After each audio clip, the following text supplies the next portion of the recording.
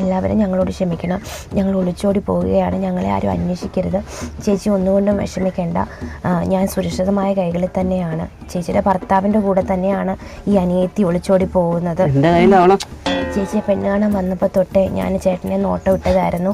ചേട്ടൻ തിരിച്ചു. ഇപ്പോൾ പ്രായപൂർത്തിയായപ്പോൾ ചേട്ടനോട് പറഞ്ഞു, ചേട്ടൻ എനിക്ക് ധൈര്യം തന്നു, നമുക്ക് ഒളിച്ചോടി പോകാമെന്ന്.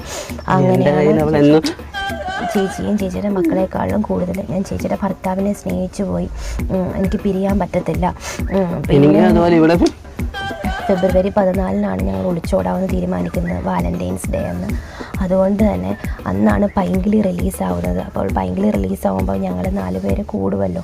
അതൊന്ന് കയറി കാണുമ്പോൾ നിങ്ങളും അവിടെ കാണാൻ വന്നു കഴിഞ്ഞാൽ അത്രയും പേരുടെ മുന്നിൽ വെച്ച് ഞങ്ങളെ നാണം കെടുത്തരുത്. ഞങ്ങളൊരു തെറ്റും ചെയ്തിട്ടില്ല, സ്നേഹം മാത്രമേ ഉള്ളൂ. പ്രണയകഥയാണല്ലോ പൈങ്കിളിയും പറയുന്നത്.